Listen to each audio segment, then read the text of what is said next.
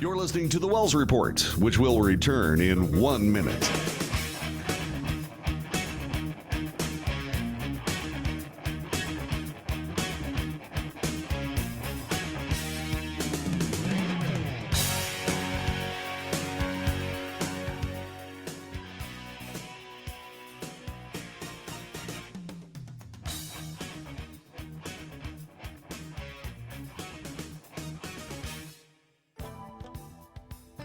The Wells Report returns in 30 seconds.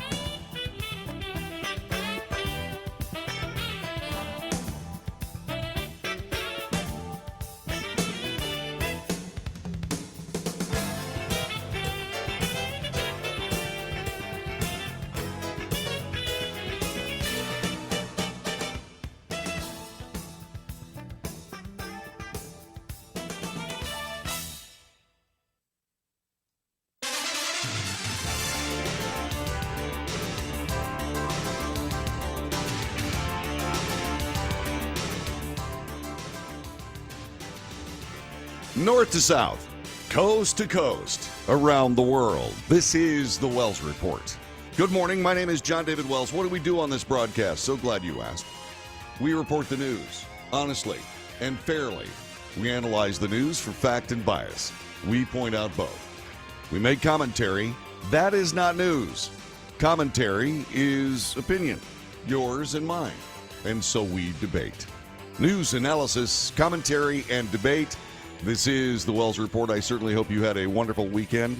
My weekend was sublime. Simply sublime. If we have time, maybe I'll tell you what I was up to. At this particular moment, however, time to start our day with the news.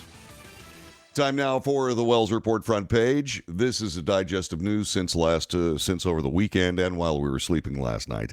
Israel and Hamas. A new phase of the war has begun, according to the Associated Press. Israel expanded its military assault deeper into the northern Gaza Strip as the UN and medical staff express fears over airstrikes hitting closer to hospitals, where tens of thousands of Palestinians have sought shelter, alongside thousands of wounded. Relief workers and the largest convoy of humanitarian aid to arrive in Gaza still fell far short of actual needs. The Palestinian death toll in the Israeli-Hamas war has reached 8,306, this according to the Hamas-run health ministry in Gaza. In the occupied West Bank, more than 110 Palestinians have been killed in violence and Israeli raids. However, more than 1,400 people in Israel have been killed, most of them civilians, slain in the initial Hamas rampage that started the fighting October 7th. In addition, 239 hostages were taken from Israel into Gaza by the militant group. The Wall Street Journal is reporting the IDF has attacked targets in Israel and Lebanon. Israeli soldiers extended their push into the Gaza Strip, extending to the outskirts of Gaza City, while President Biden, in a call with Prime Minister Benjamin Netanyahu, underscored a need to increase the flow of humanitarian aid into the enclave.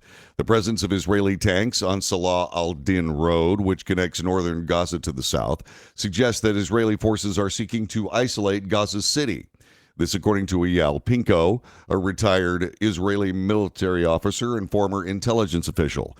They're going deeper inside Gaza to try to cut off terrorists, and this is the way, step by step. The aim is to slowly take control. Many of the Gaza Strip's 1.4 million displaced residents are sheltering the enclave's hospitals in the hopes that they will be spared from Israeli airstrikes. In recent days, the Israeli military has ordered the evacuation of all 10 hospitals still operating in Gaza City and other parts of the north, according to the U.S. Make that UN, which has warned that such requests are impossible to meet. The UN said that since the start of the war, a third of all hospitals in Gaza have shut down because of a lack of fuel. Palestinians broke into the UN food warehouses in Gaza. A UN official said the UN could handle as many as 100 trucks carrying food and medical supplies every day, and that Israel had agreed to accelerate that aid. Israel said it was preparing a humanitarian zone in the Khan Yunis area of Gaza. 60 aid trucks are waiting for permission to enter southern Gaza from Egypt through the Rafah crossing. Egypt said sent 24 trucks of food and medical aid into southern Gaza on Sunday evening. The Palestinian Red Crescent Society reported that. Red Crescent said that a total of 118 aid trucks have now crossed into Gaza since the recent outbreak of hostilities. Aid groups are pushing for more than 100 trucks a day to be allowed into the enclave to meet the needs of more than 2 million people living there. Elsewhere internationally, police have taken control of Russia's Dagestan airport. Russian police have taken over an airport in the predominantly Muslim Dagestan region and arrested 60 people. This after hundreds of anti-Israeli protesters stormed the facility over the weekend when a plane from Israel arrived, according to the Interior Ministry. Videos obtained by Reuters from the airport at Makhachkala, the region's capital, showed that protesters, mostly young men, waving Palestinian flags, breaking down glass doors, and running through the airport Sunday evening shouting, Allahu Akbar, God is great. Another group was seen trying to topple a patrol truck. 20 people were wounded at the airport before security forces contained the unrest. Local authorities said passengers on the plane were safe, according to the security forces reporting to Reuters. Domestically, Cornell's Hillel Jewish student group have advised their fellow students and staff to avoid a kosher dining hall on the campus of Cornell University. The Hillel Jewish student group at Cornell advised students and staff to avoid the kosher dining hall due to concerning messages, this being reported by Haaretz. Anonymous posts on a discussion board not officially affiliated with the school called for the rape and killing of all Jew women and instructed people to follow Jews to their homes and slit their throats. Rats need to be eliminated from Cornell, unquote. Hillel Organization, Hillel International, the umbrella organization for the Jewish campus life organizations, said that the New York State Police Counterterrorism Unit, the FBI, were also actively monitoring the situation. Quote, all Jewish students at Cornell and all colleges and universities across the country and around the world are deserving of a learning environment that is safe and free from anti-Semitism and hate. Democrat lawmakers have traded insults over a Hamas resolution that was passed in the House of Representatives. Democrat Representative Andre Carson of Indiana called fellow Democrat Representative Josh Gottheimer from New Jersey a coward, punk, and a gangster for Gottheimer's criticism against lawmakers who voted against a resolution to condemn Hamas and support Israel. Carson was one of 16 lawmakers who either voted no or present on the resolution following the deadly attack against Israel by Hamas on October 7th. Gottheimer later called out the Democrat lawmakers who refused to condemn Hamas brutality as despicable. Last night, 15 of my Democrat colleagues voted against standing with our ally Israel and condemning Hamas terrorists who brutally murdered, raped, and kidnapped babies, children, men, women, elderly, including Americans. They are despicable. They do not speak for the Democrat Party, said Gottheimer in an X post on Thursday of last week. Carson reacted to the Gottheimer statement, calling it cowardly.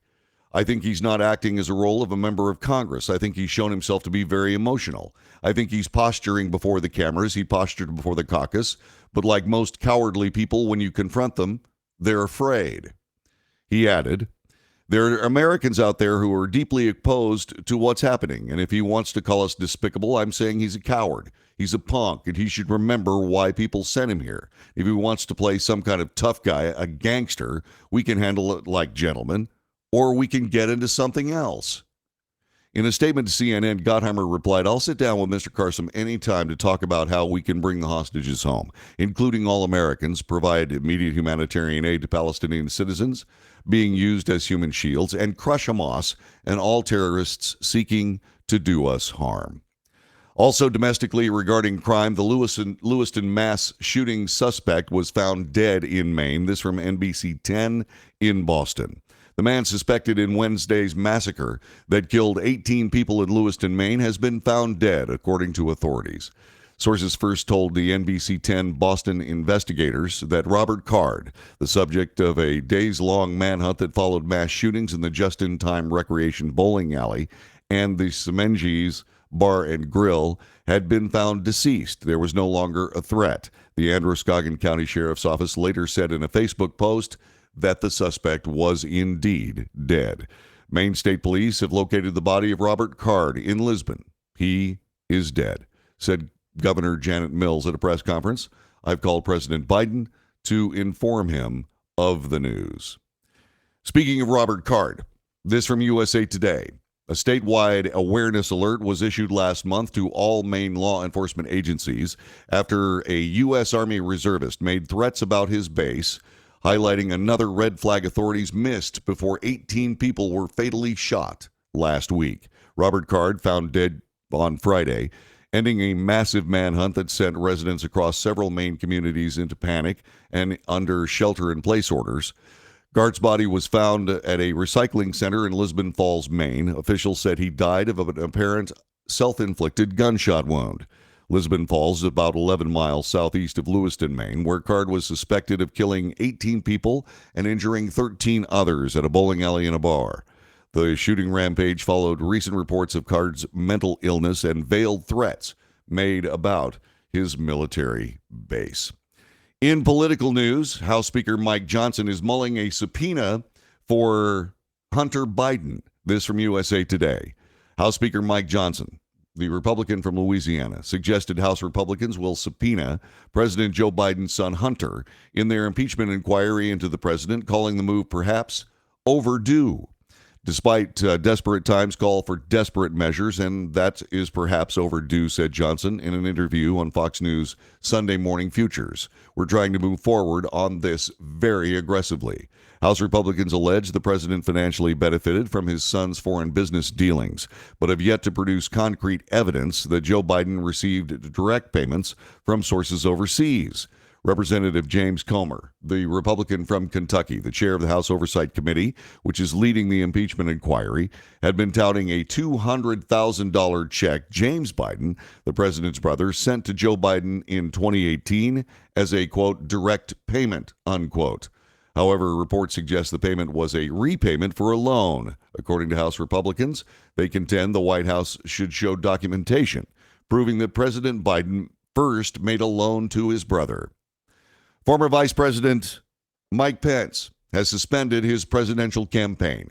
Former U.S. Vice President Mike Pence ended his cash-strapped campaign. This happened over the weekend after struggling for months to convince Republican voters that he was the best alternative to the man he once served with unswerving loyalty, Donald Trump. Pence's surprise announcement at the Republican Jewish Coalition Donor Conference in Las Vegas made him the first big-time candidate to drop out. Trump is the runaway frontrunner in the race. Quote, traveling over the country over the past 6 months, I came here to say it's become clear to me this is not my time. So after much prayer and deliberation, I have decided to suspend my campaign for president effective today. That's what Pence told the audience to gasps and later prolonged claps and cheers of support. Pence stopped short of endorsing anyone in his speech, but seemed to swipe at his former boss. I urge all my fellow Republicans here to give our country a Republican standard bearer that will, as Lincoln said, appeal to the better angels of our nature. He added that it should be someone who leads the country with civility. And finally this morning, USA Today is reporting what many have been reporting. Matt Perry has passed away.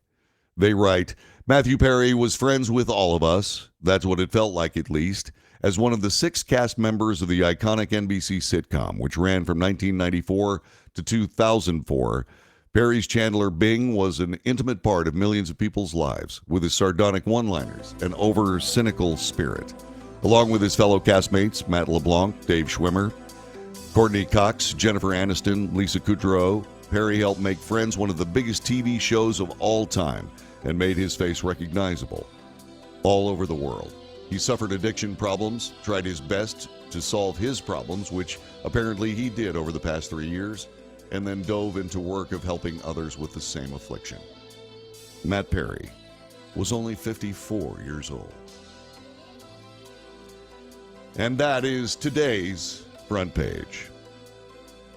I'm John David Wells. Thanks very much for joining us today. This is the Wells Report. We're going to get into all of this a little bit deeper here as we continue to move through the news and all that is important today from a news standpoint, spanning the globe quite literally, as we bring you the news, commentary, analysis, and debate. Stick around. We'll be right back in just a moment.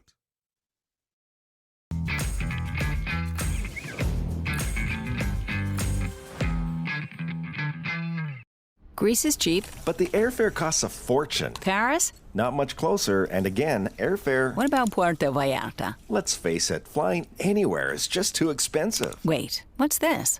Low-cost airlines. With one call to low-cost airlines, you'll drastically slash your travel costs. We're talking insanely low airline prices to any of your favorite destinations. Where would you like to go? London, Rome, Costa Rica, Australia? Wow, that's cheap. So why wait? Call now to learn how crazy cheap it is to fly anywhere in the U.S. or international. Our prices are so low, we can't publish them. The only way to get them is to call to instantly hear the most amazing best deals on airline travel. It's that easy. So call now and start packing.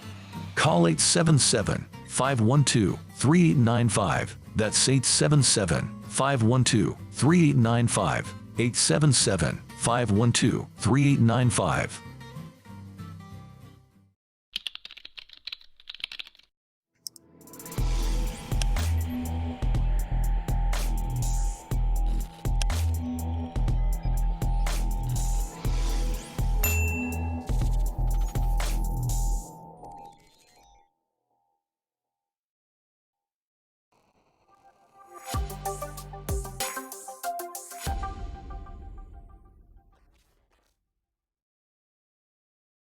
If you're living with diabetes and using insulin, you know the pain of pricking your fingers over and over again. By wearing a small device called a continuous glucose monitor, or CGM, you can reduce the pain of pricking your fingers right away. If you use insulin daily, you might be eligible to get your own continuous glucose monitor. So call the US Med Diabetic Health Hotline today and learn about the latest CGM technology. Not only can a CGM immediately reduce pain, it's accurate, easy to use, and helps you make better diabetes treatment decisions. And if you have Medicare or private insurance, you can see if you qualify for a CGM at little or no out-of-pocket cost. We'll also provide free shipping of your new CGM, and we'll bill your insurance company for you. If you use insulin daily, you might be eligible to get your own continuous glucose monitor. So call the US Med Diabetic Health Hotline to see if you qualify for a CGM at little to no out-of-pocket cost. Nobody wants to get ripped off, broken into, or robbed, but nobody wants to pay a lot of money to have their home protected either. I've got an offer to tell you about to provide home security for your home for less than $1 a day. For real, with no installation or equipment charges. And this is from a company rated #1 by a leading consumer research company. According to the facts, most of you won't even call unless there's a burglary in your neighborhood or something bad happened. So let's give you a reason. Save money. For less than $1 a day with no other costs, you can get your home secured. Plus, get a lifetime equipment replacement warranty. You need protection for your home. Call the Home Security Hotline right now. Get your home secured for less than $1 a day, and every caller today immediately qualifies for free installation. Call now. Call 877-275-0973. 877-275-0973. That's 877-275-0973.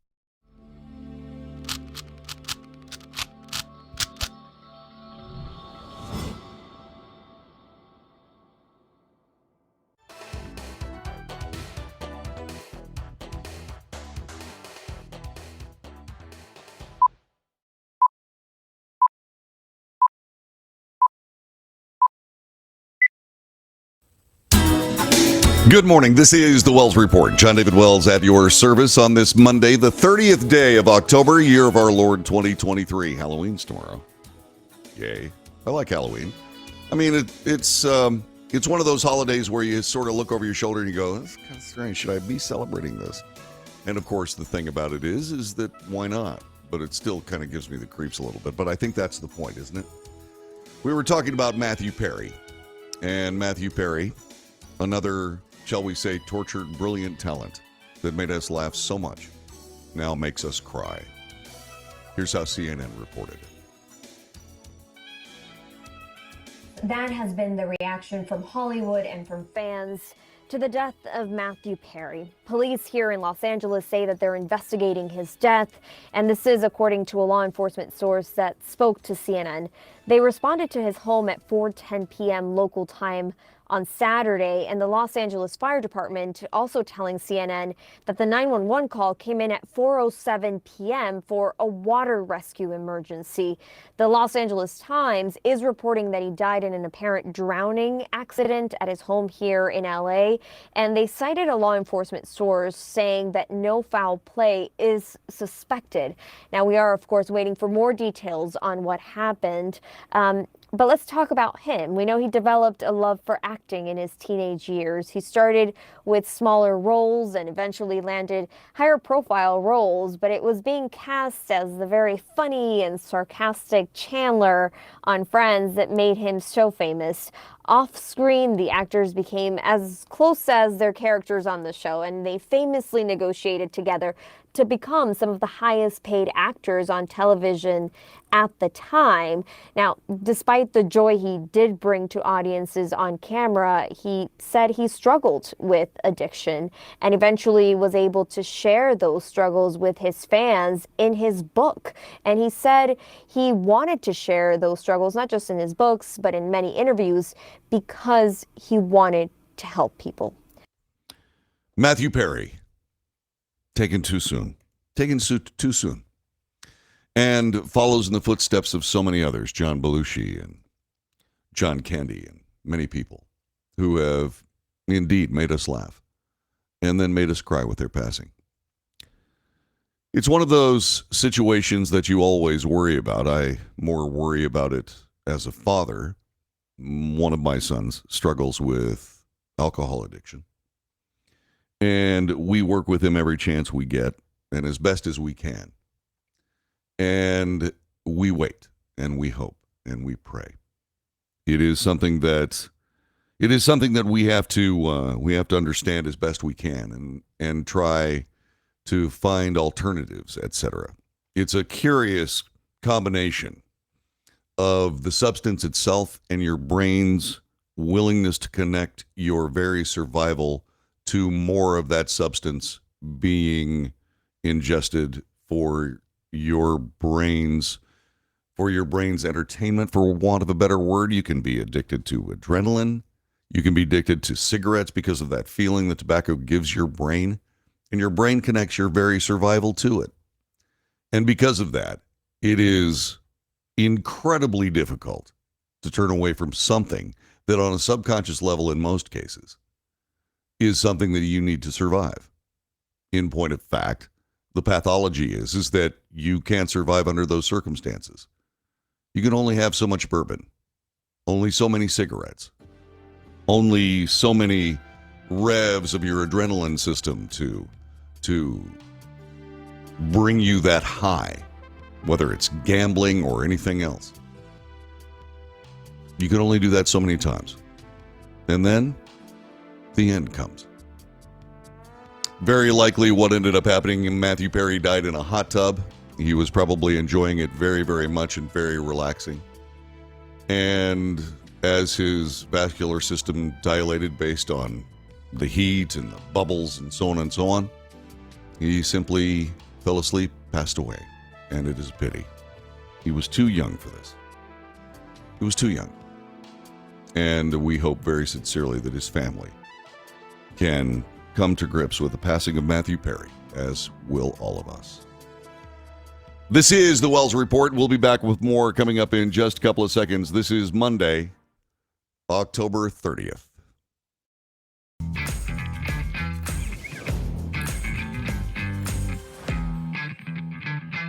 Nobody wants to get ripped off, broken into, or robbed, but nobody wants to pay a lot of money to have their home protected either. I've got an offer to tell you about to provide home security for your home for less than $1 a day. For real, with no installation or equipment charges. And this is from a company rated #1 by a leading consumer research company. According to the facts, most of you won't even call unless there's a burglary in your neighborhood or something bad happened. So let's give you a reason. Save money. For less than $1 a day with no other costs, you can get your home secured. Plus, get a lifetime equipment replacement warranty. You need protection for your home. Call the Home Security Hotline right now. Get your home secured for less than $1 a day, and every caller today immediately qualifies for free installation. Call now. Call 877-275-0973. 877-275-0973. That's 877-275-0973.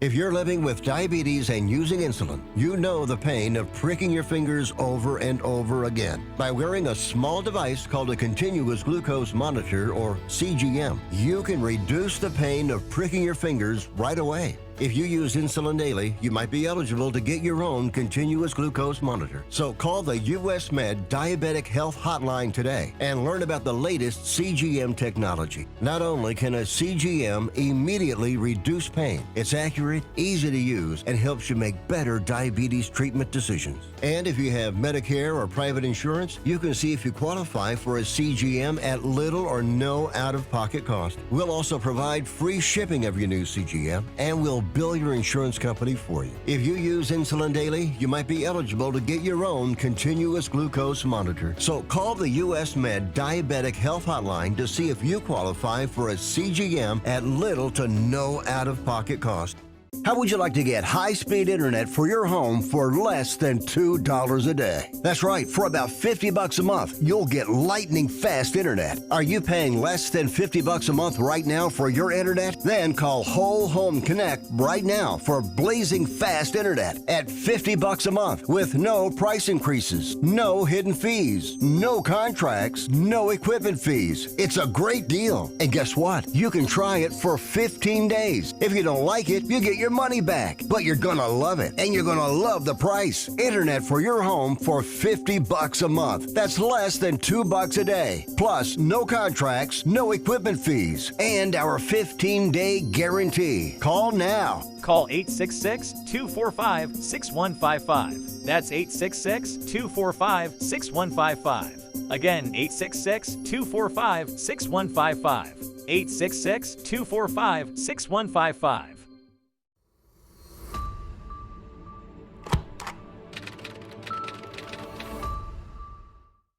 Greece is cheap. But the airfare costs a fortune. Paris? Not much closer, and again, airfare... What about Puerto Vallarta? Let's face it, flying anywhere is just too expensive. Wait, what's this? Low-cost airlines. With one call to low-cost airlines, you'll drastically slash your travel costs. We're talking insanely low airline prices to any of your favorite destinations. Where would you like to go? London, Rome, Costa Rica, Australia? Wow, that's cheap. So why wait? Call now to learn how crazy cheap it is to fly anywhere in the U.S. or international. Our prices are so low, we can't publish them. The only way to get them is to call to instantly hear the most amazing best deals on airline travel. It's that easy. So call now and start packing. Call 877-512-3895. That's 877-512-3895. 877-512-3895.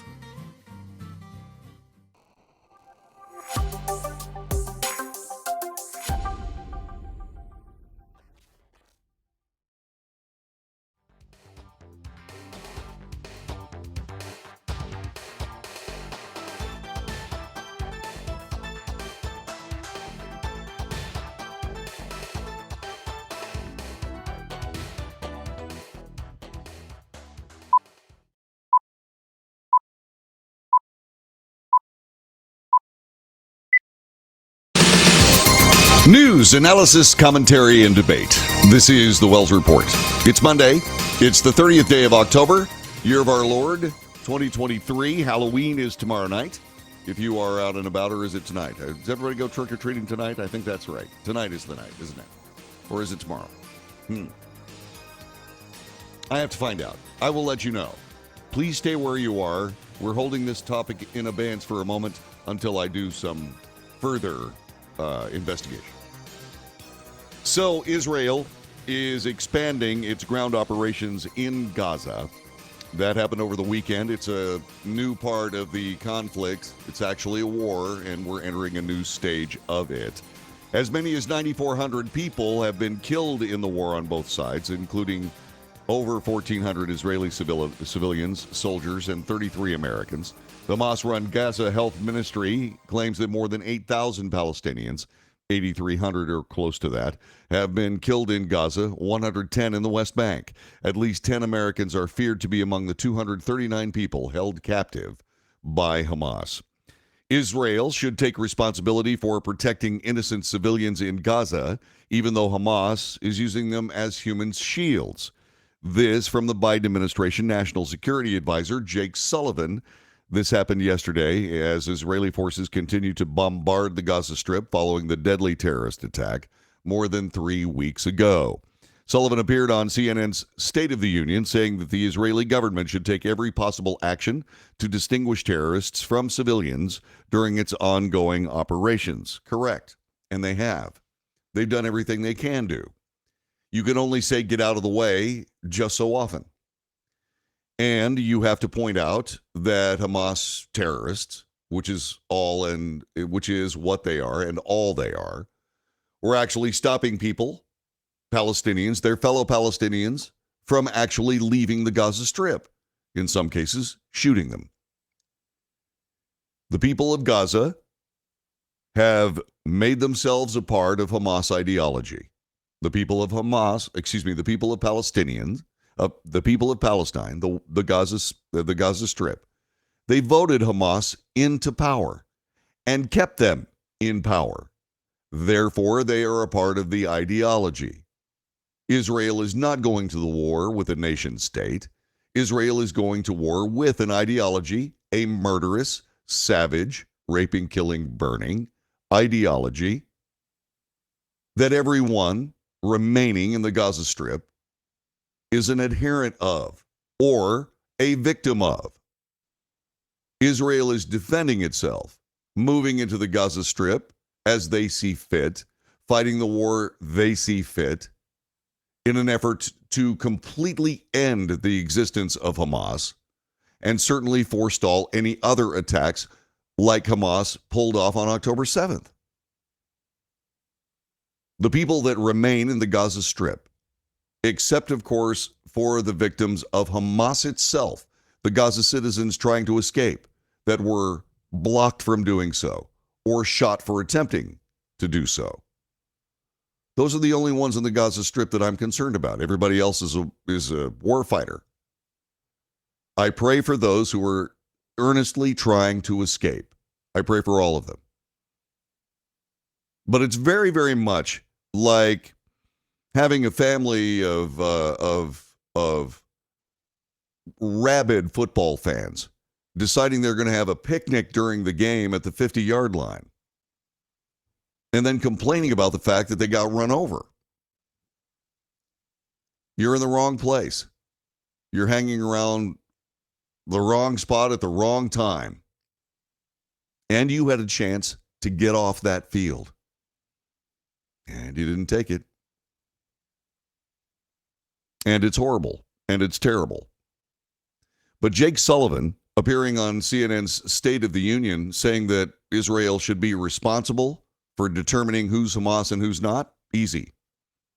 The people left in the Gaza Strip are Hamas, or victims of Hamas. They are not victims of the Israeli military. Will the Israeli military do their best to stop from killing civilians? Absolutely. As a matter of fact, as we speak, they are working for a humanitarian enclave that they are setting right now for these people to go. And they're being judicious in their attacks in an effort to minimize what are supposedly innocent Palestinians from being killed in this conflict. But only supposedly. We don't know. It's fine as Jake Sullivan, National Security Advisor, sitting in a beautiful suit somewhere in Washington, D.C., traveling occasionally, either electronically or in person, to Atlanta to hang out with Jake Sullivan. That's all well and good. Say whatever you want to. It's fine with me. But you're completely disconnected from reality. When it comes to Israel and Hamas and what Israel has had to deal with, based on their location in the world. And based on the fact that the entire world refuses to make an unequivocal statement of support for Israel. It is essential that they indeed do that. It is essential they indeed do that. The world needs to say enough is enough. Israel's not going anywhere. The Jews have a homeland. As they will defend that homeland, we will defend them in that defense. And that is all that has to happen. And anything else is disgusting, genocidal, anti-Jewish bigotry. Bigotry. That's the way I see it. How about you? Telephone number 817-379-2172, 817-379-2172. There are a lot of people trying to tell us what it's like to live in the Gaza Strip these days. One of them is the BBC. In Gaza. The Israelis insist that they hit Hamas targets who use civilians as human shields. America said it had sent Israel another reminder that Hamas are legitimate military targets and civilians are not. In Gaza, the UN fears civil order is breaking down. Its food warehouses in the south were looted. The desperation comes from Israel's siege, which the UN says violates the laws of war because it's a collective punishment of civilians. Thousands of people ransacked the warehouses. Israel says there's no food shortage in Gaza. He's saying we had no flour, no water, not even toilets. Our houses were destroyed. No one cares about us. We appeal to the people of the world. The big powers are against us. We need aid. We wouldn't have done this if we weren't in need. Only a few miles away in Sderot, the closest Israeli town to Gaza, a sense of grim determination has replaced the panic of the first few days after the Hamas attacks. Eyal Hashbi, Sderot's head of security, said his nephew and some of his team were killed by Hamas. A visiting general, Nimrod Aloni, was greeted like a man back from the dead. On the 7th of October, Hamas made the false claim that they'd captured Aloni and taken him into Gaza. Hashbi said they were all still trying to process the horror of what happened. The security chief took me on a tour of Sderot's defenses. Hamas, he said, had hit them hard. The equation had to change, and if Palestinian civilians suffered, it was not Israel's fault. We allowed them to come work in Israel, and we thought this would help the ordinary people of Gaza. We thought a good economy would bring some peace, but now we know that only security brings peace. But after 20 rounds of war with Hamas and Islamic Jihad, this needs to be a story that ends here. Our eyes were closed, he said, and we lost everything.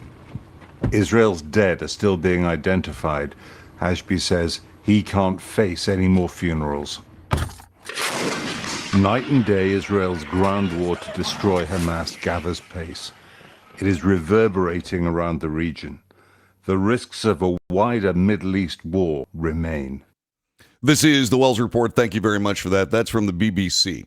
And a very, very good report. Joining us is Bill from Las Vegas. Bill, thanks very much for joining us. Hello. Hello there.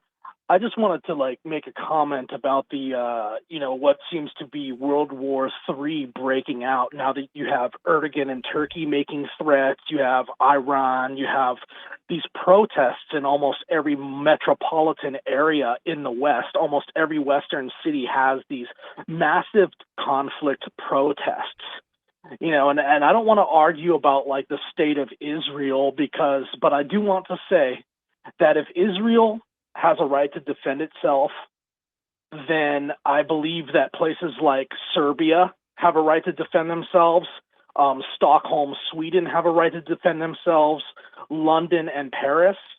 And there's just a problem between the left and the right with these NGOs that are from a certain group that continue to bring in people that are going to cause protest and discord and strife and quarreling in our cities. I think you're I think you're making a fair point, Bill. I think you truly are. And what people forgot about when it came to the Serbia-Kosovo situation was that Serbia was essentially attacking Muslims, the Croatians, because of what they considered to be a threat to their society. Now, as time and we joined the side of the Muslims and tried to protect them. And what ended up happening on that is that it ended up, for all intents and purposes, destroying the country of Serbia that they are just now getting their footing back on. And that Serbia is a longtime ally of the United States. Now, you got to be very careful when you discuss this, because you're in a position here where you don't want to go to war with Islam. But it seems as though they want to go to war with us. And that's a point that has to be at least discussed. And then, speaking of disgust, it's a pun, but here's the circumstance. The protests that you're seeing around the country, especially on our college campuses, are reprehensible in my view. What do you think? Yeah, I mean, they are reprehensible because I don't believe that people on the right would get away with such protests. No, we know that to be true because of January 6th. Right. But, the big problem I have, though, is for generations now, at least the last 20, 30 years, as you know, Americans, Westerners, Europeans, people in the United Kingdom would be called Islamophobic if they were to object to such protests. They still are. They are actually being called Islamophobic as we speak. Yes. And I just, the thing is when you really look into people who make comments like, we're going into a multicultural mode and we need to learn how to be tolerant, when we're never on the receiving end of any tolerance and there's no reciprocity, it's very questionable. It seems like some people, they want to have their cake and eat it too. They want to have the both sides of every issue. And meanwhile, we're being looted for billions of dollars, not only in Israel, but in the Ukraine. And I know that they needed to protect themselves. I'm not casting any aspersions. But the thing is that, getting back to the Serbia thing, for example, Serbia took in Madeleine Albright and protected her as a girl.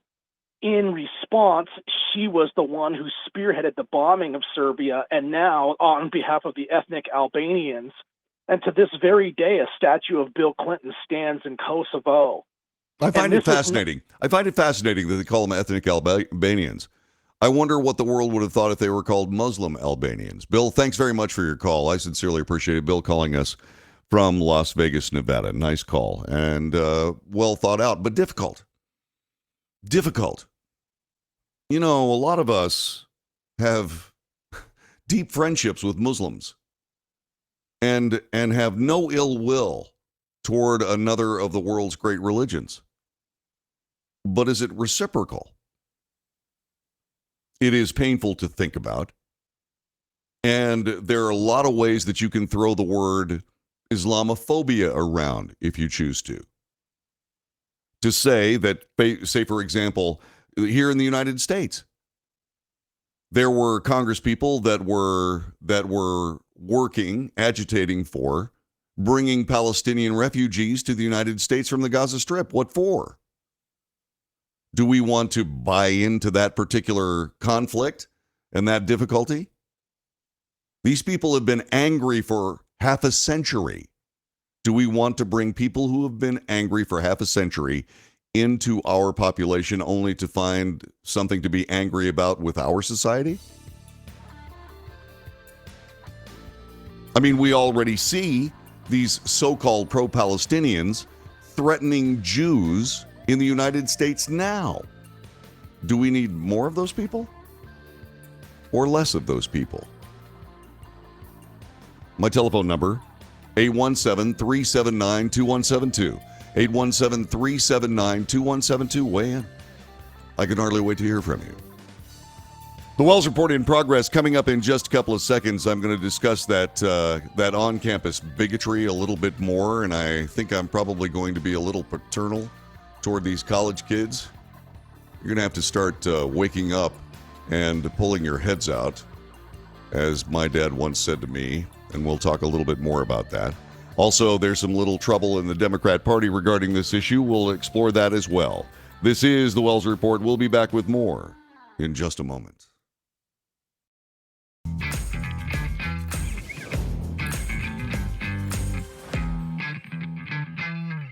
Greece is cheap. But the airfare costs a fortune. Paris? Not much closer, and again, airfare... What about Puerto Vallarta? Let's face it, flying anywhere is just too expensive. Wait, what's this?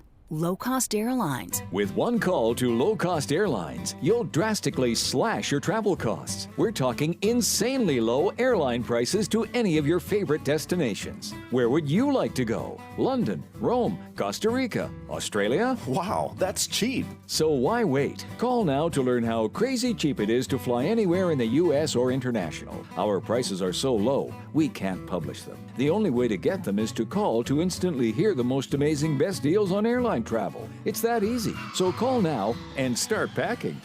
Call 877-512-3895. That's 877-512-3895. 877-512-3895.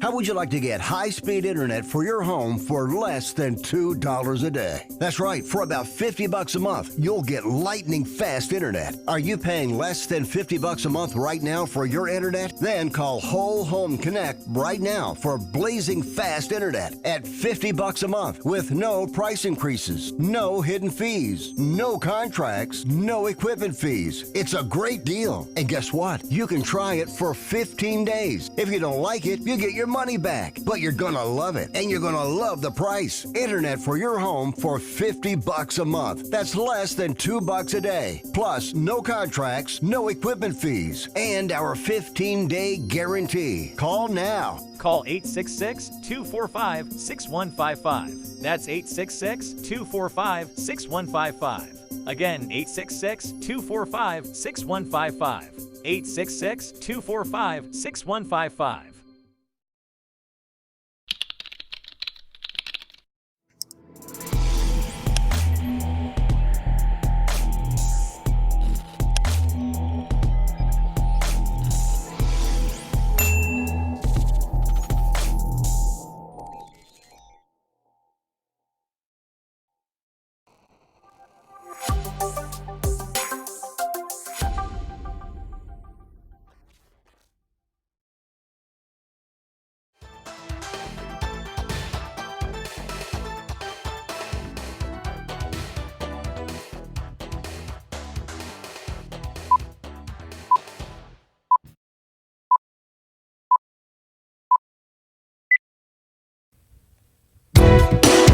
This is the Wells Report. My name is John David Wells. Our telephone number is 817-379-2172. Fox News reports Cornell University police and the FBI are investigating a series of threats made against the New York school's Jewish community.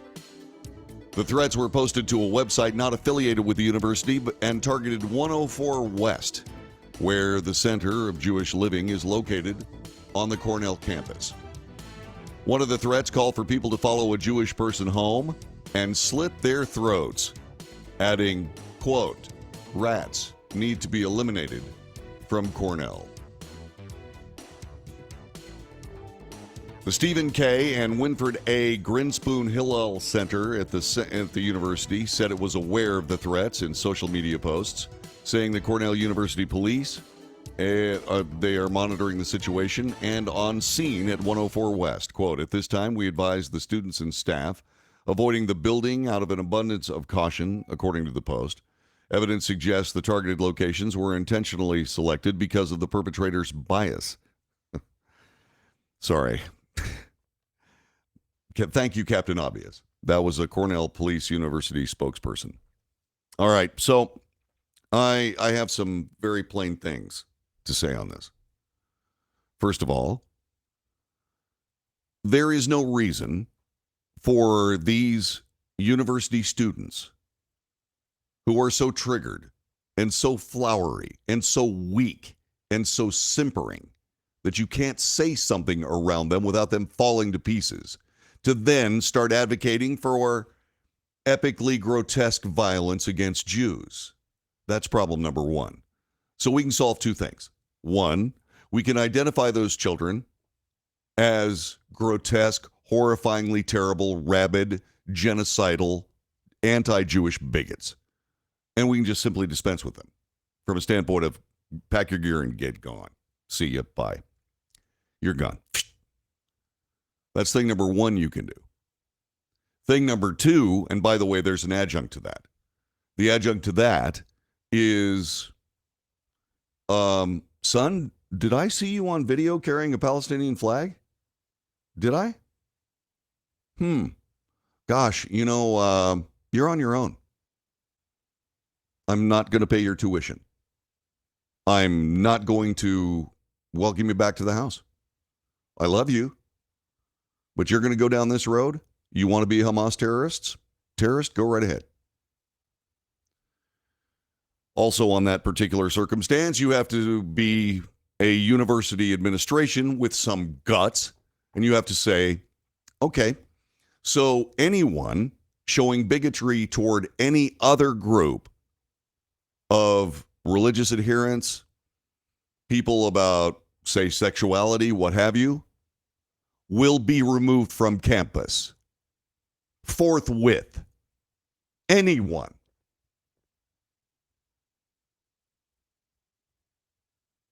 What you have to do is you have to put these people in a situation of accountability. And that's not happening on our nation's campuses. It's not happening for the professors. It's not happening for the students. It's not even happening for the actual administration. There's no reason to send your kid to one of these colleges. Cornell has turned itself into this gangster haven of anti-Jewish bigotry. And there's no reason to send anybody to Cornell for any reason whatsoever. Now, there are a lot of people at Cornell University that are sitting there probably going, oh my God, what's happening? Well, what's happening is your entire campus, your entire student population is being painted as a bunch of anti-Jewish bigots.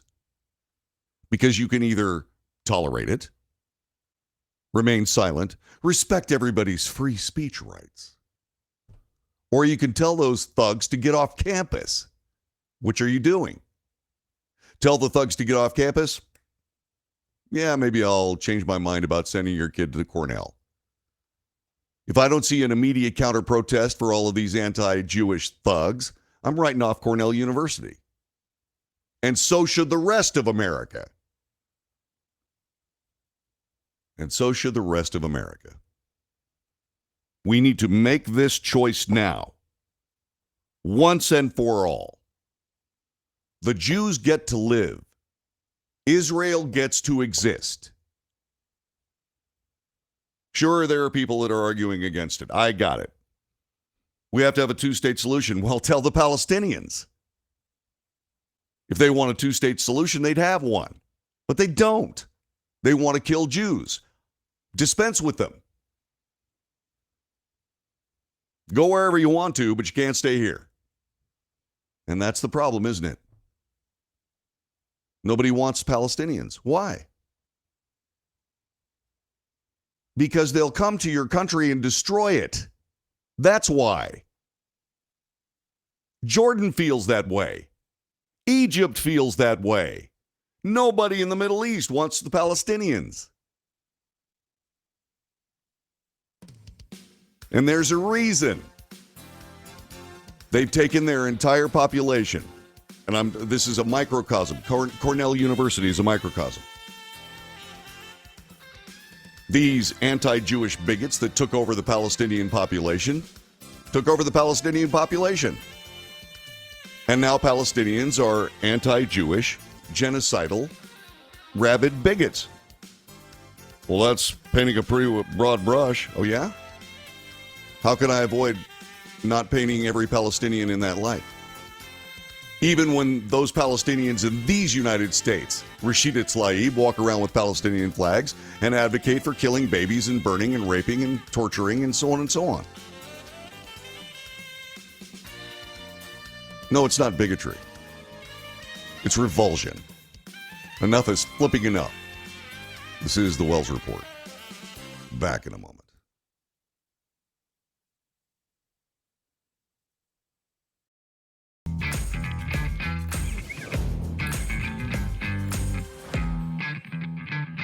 How would you like to get high-speed internet for your home for less than $2 a day? That's right, for about $50 a month, you'll get lightning fast internet. Are you paying less than $50 a month right now for your internet? Then call Whole Home Connect right now for blazing fast internet at $50 a month with no price increases, no hidden fees, no contracts, no equipment fees. It's a great deal. And guess what? You can try it for 15 days. If you don't like it, you get your money back, but you're gonna love it, and you're gonna love the price. Internet for your home for $50 a month. That's less than $2 a day. Plus, no contracts, no equipment fees, and our 15-day guarantee. Call now. Call 866-245-6155. That's 866-245-6155. Again, 866-245-6155.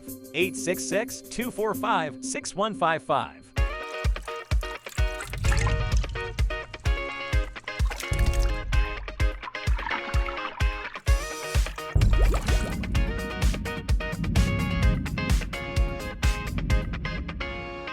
Nobody wants to get ripped off, broken into, or robbed, but nobody wants to pay a lot of money to have their home protected either.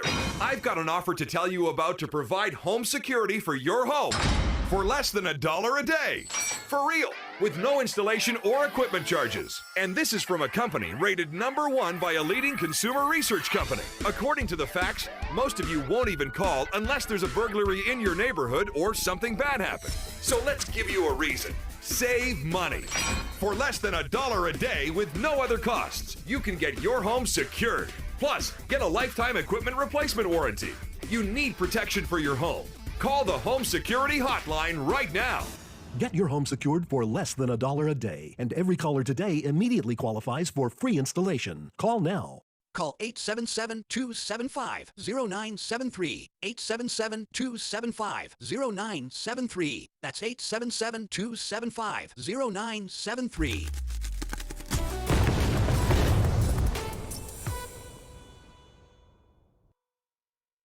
Hey, thanks for joining us this morning for the Wells Report, and make sure you share us with all your friends on Facebook, YouTube, Twitter, Twitch, Rumble, Patreon, and don't forget to check out our Substack column, which will be coming up a little bit later on this afternoon. When you do all this, make sure you subscribe. Make sure you give us those thumbs up. They are really important. Check the notification box so you know when we're on the air, and whatever you do, join us every morning, Monday through Friday, 9 to 11 a.m. Central Time, for the Wells Report.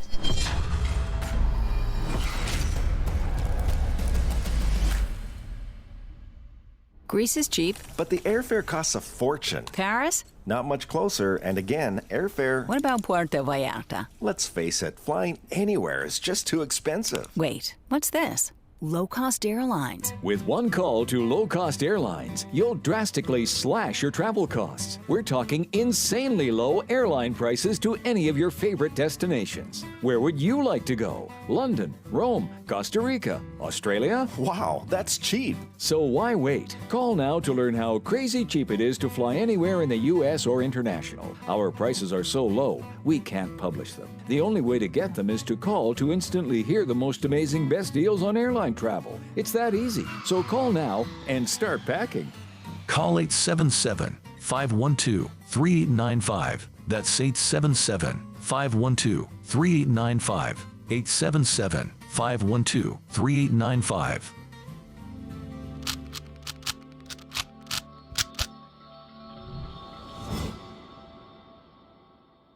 If you're living with diabetes and using insulin, you know the pain of pricking your fingers over and over again. By wearing a small device called a continuous glucose monitor, or CGM, you can reduce the pain of pricking your fingers right away. If you use insulin daily, you might be eligible to get your own continuous glucose monitor. So call the US Med Diabetic Health Hotline today and learn about the latest CGM technology. Not only can a CGM immediately reduce pain, it's accurate, easy to use, and helps you make better diabetes treatment decisions. And if you have Medicare or private insurance, you can see if you qualify for a CGM at little or no out-of-pocket cost. We'll also provide free shipping of your new CGM, and we'll bill your insurance company for you. If you use insulin daily, you might be eligible to get your own continuous glucose monitor. So call the US Med Diabetic Health Hotline to see if you qualify for a CGM at little to no out-of-pocket cost.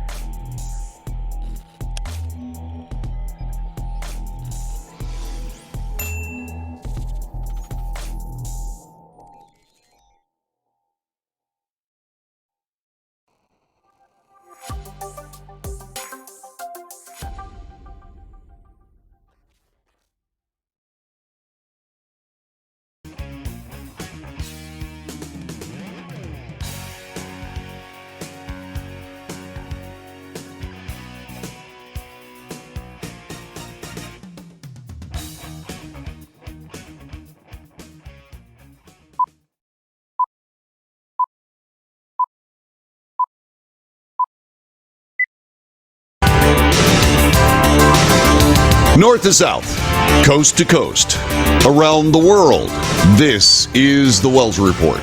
Greetings, my name is John David Wells. What do we do here? We report the news, honestly and fairly. We analyze the news for fact and bias. We point out both. We make commentary. That is not news. Commentary is opinion, yours and mine. And so we debate.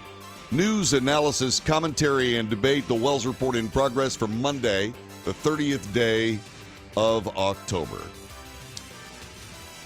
With every horrific tragedy, there are things that deepen the tragedy, the horror, the sadness of the act itself. There is another example of that as we come to the news this particular day. A statewide awareness alert was issued last month to all Maine law enforcement agencies after Robert Card, a U.S. Army reservist, made threats against his base. Highlighting yet another red flag authorities missed before 18 people lost their lives at the hands of Robert Card. He was found dead Friday, ending a massive manhunt that sent residents across several Maine communities into a panic and under shelter-in-place orders. Card's body was discovered at a recycling center in Lisbon Falls, Maine. Officials said he died of an apparent self-inflicted gunshot wound. Lisbon Falls, 11 miles southeast of Lewiston, Maine, where Card was suspected of killing 18 people and injuring 13 others at a bowling alley and a bar. The shooting rampage followed recent reports of Card's mental illness and veiled threats made to his military base, according to authorities. This, by the way, from USA Today. 2 local law enforcement chiefs told the Associated Press an alert was sent in mid-September to watch for Card, who made threats against his base and fellow soldiers in Saco, Maine. But after futile attempts to search for Card, law enforcement agencies moved on. Quote, "We added extra patrols. We did that for about 2 weeks. The guy never showed up," unquote, according to Saco Police Chief Jack Clements, speaking with the Associated Press. The reservists' alleged threats and mental health struggles raised concerns over Maine's gun safety laws and what could have been done to prevent the shooting. Sagadahoc County Sheriff Joel Mary, whose jurisdiction includes Card's home in Bowdoin, said the awareness alert was sent to every law enforcement agency in the state after his deputy conducted a welfare check of Card's home and was unable to find him. "We couldn't locate him," said the sheriff, adding that he couldn't recall if there was any follow-up because I don't have any reports in front of me. Clements defended his department's to the response to the alert about Card, describing it as a generic thing that came out saying, hey, we had some report that this guy made some veiled threats. He added that such alerts are common, and his department had given the alert about Card its due attention. Never came in contact with the guy, never received any phone calls from the Reserve Center. Hey, we've got somebody causing a problem. We never got anything. So, the dynamic is simple. You have people that will, in a society, in any society, for the entire expanse of the human endeavor, will kill their fellow human beings. They will attack them. They will rob them. And society's response to that has got to be measured with, in the case of the United States, an adherence to constitutional rights, free speech, etc. Fourth Amendment and search and seizure has got to be something along the line of probable cause. When the United States Army Reserve says we have somebody saying, hey, he's threatening to shoot up the base, and we know that to be true, regardless of what this one sheriff said. Hey, we never heard anything from the U.S. Army Reserve. Wrong, you did. Regardless of all of that, what you have is a probable cause event. In other words, you don't just drive by his house, knock on the door, what, not home? Oh, shoot. No, you find him. You don't say we couldn't find him. No, you find him. We know that's possible. You find that guy. And what you do is you go have a talk with him. Nice and friendly. No problems. Hey, sorry to bother you, Robert, but we heard from your commanders in the Army Reserve that you made some threats against that base, and we have to make sure you're okay. And oh, by the way, we found this on your Facebook. And oh, by the way, we found this on X that you did a post on a while ago. What's going on? What's happening? And who knows? Maybe he'd tell you about his hearing aids and how he's hearing voices saying nasty stuff about him before he takes his AR-15 or something like it and goes to a bowling alley and starts killing people. Now, I'm not going to second guess cops. They've got the toughest job in the world, and I'm just not going to second guess them. I'm not a cop. I don't know anything about it. But I do know that when you have people that will commit these crimes against society, and you decide that society will reject this behavior and create terms of dealing with it, police forces, all of that thinking and all of that structure and all of that ideology and all of those caring about constitutional rights and so on and so forth goes right out the window if you ignore warnings. So I'm not saying any of these people blew off these warnings. I'm not saying that. I mean, USA Today can say, hey, they got word and so on, and they can cast all the aspersions they want to. Those people made the decisions they thought they should make. Can you criticize them? Of course you can. You absolutely can, especially if you're one of the families that lost somebody or goes to the hospital every day, 2 or 3 times a day, and watches somebody struggle to recover from one of those wounds.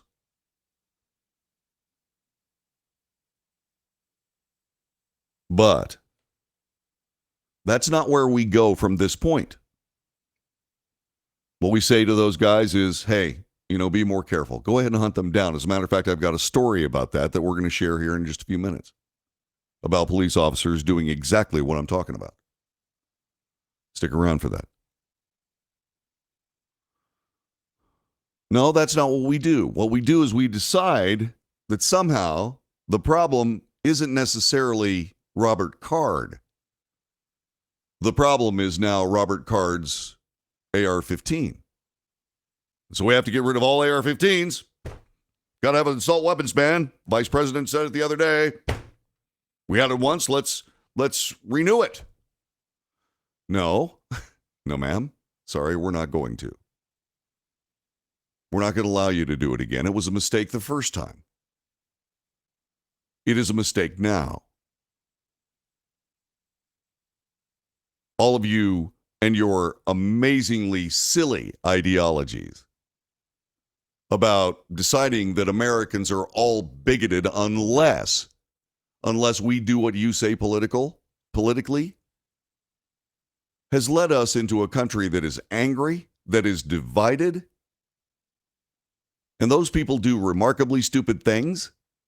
I'm not one of them. I'm a pretty easygoing guy. I follow the rules.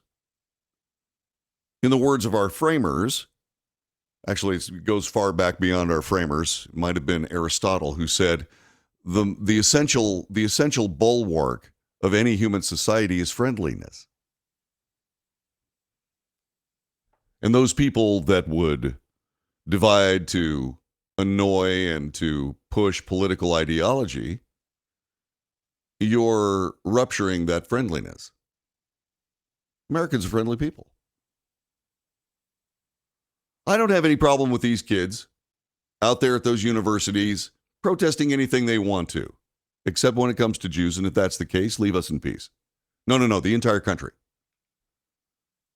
No, sure, absolutely. If you're an anti-Jewish bigot, get out.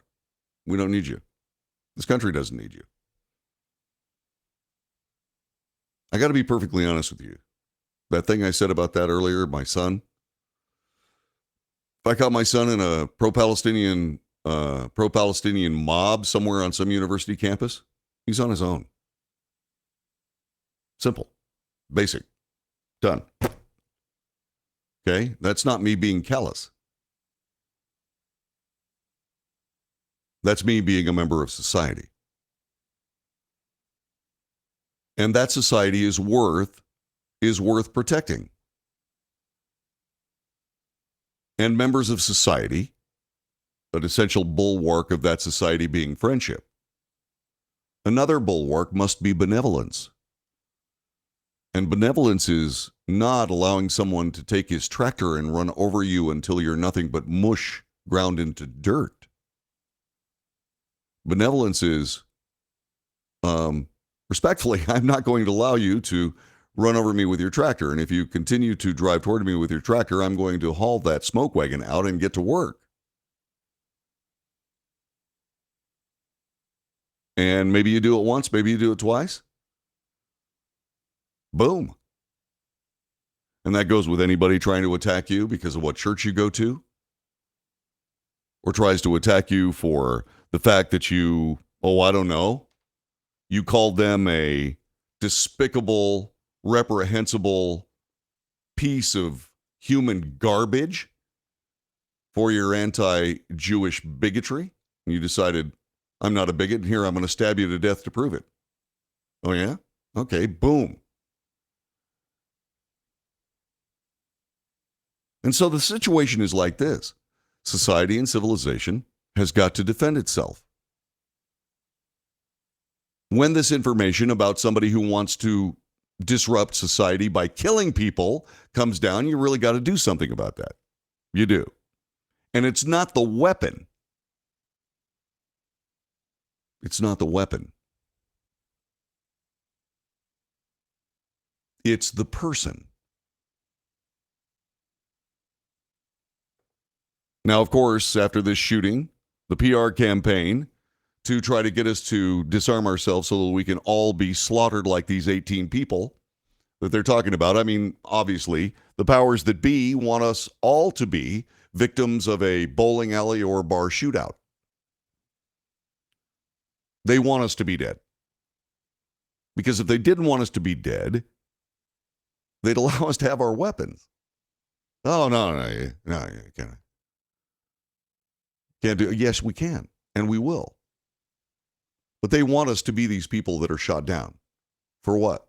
So that we can be used as an example of why, I don't know what, why the political ideology of rendering people defenseless makes sense. It doesn't make any sense to me. It has absolutely nothing to do with reality to me.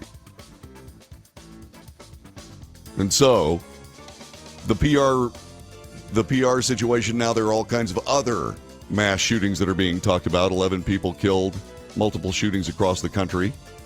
12 mass shootings occurred since Friday. 3 people here, 4 people there, Texarkana, Texas, Tampa, Florida, et cetera, et cetera.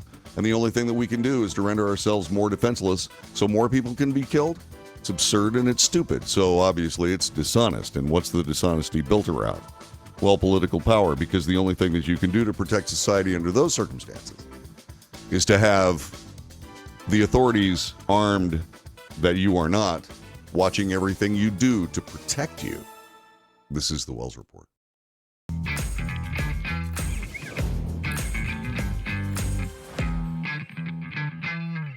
Greece is cheap. But the airfare costs a fortune. Paris? Not much closer, and again, airfare... What about Puerto Vallarta? Let's face it, flying anywhere is just too expensive. Wait, what's this?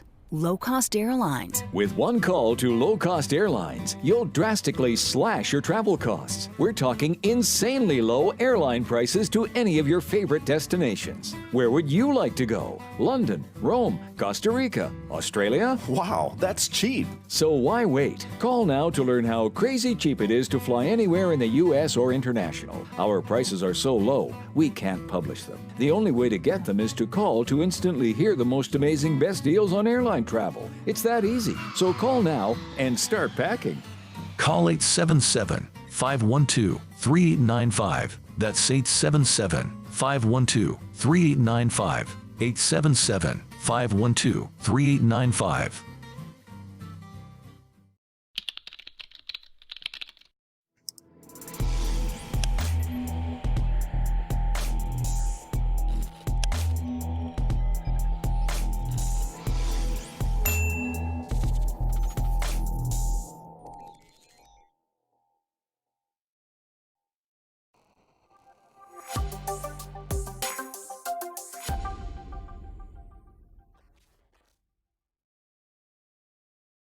If you're living with diabetes and using insulin, you know the pain of pricking your fingers over and over again. By wearing a small device called a continuous glucose monitor, or CGM, you can reduce the pain of pricking your fingers right away. If you use insulin daily, you might be eligible to get your own continuous glucose monitor. So call the US Med Diabetic Health Hotline today and learn about the latest CGM technology. Not only can a CGM immediately reduce pain, it's accurate, easy to use, and helps you make better diabetes treatment decisions. And if you have Medicare or private insurance, you can see if you qualify for a CGM at little or no out-of-pocket cost. We'll also provide free shipping of your new CGM, and we'll bill your insurance company for you. If you use insulin daily, you might be eligible to get your own continuous glucose monitor. So call the US Med Diabetic Health Hotline to see if you qualify for a CGM at little to no out-of-pocket cost.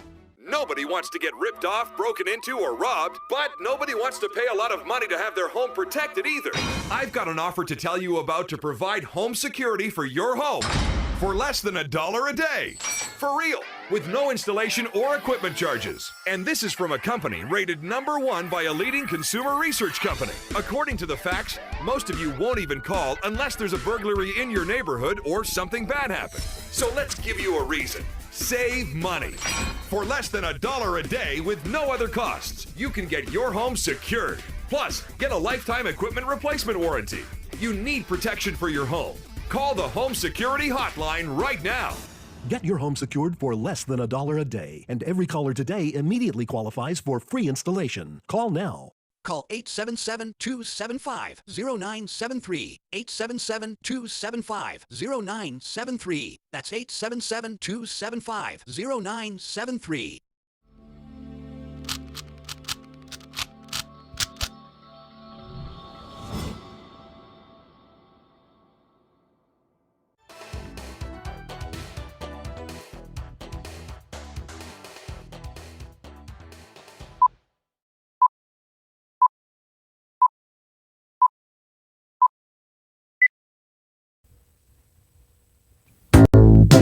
This is the Wells Report. I'm John David Wells.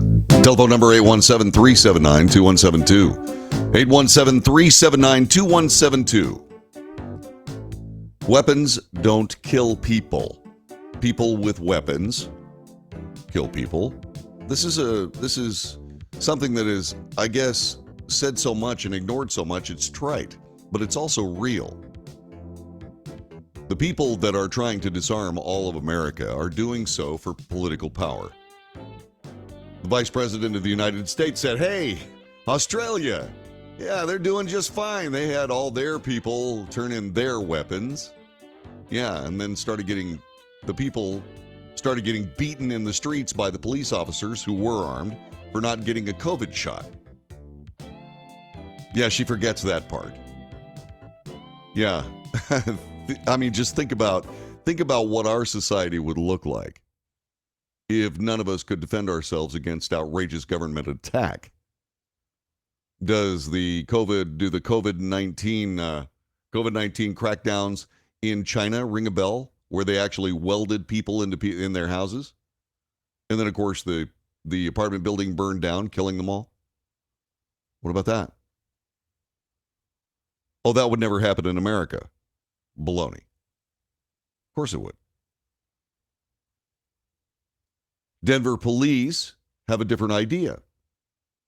Man and a woman tried to steal an unoccupied car.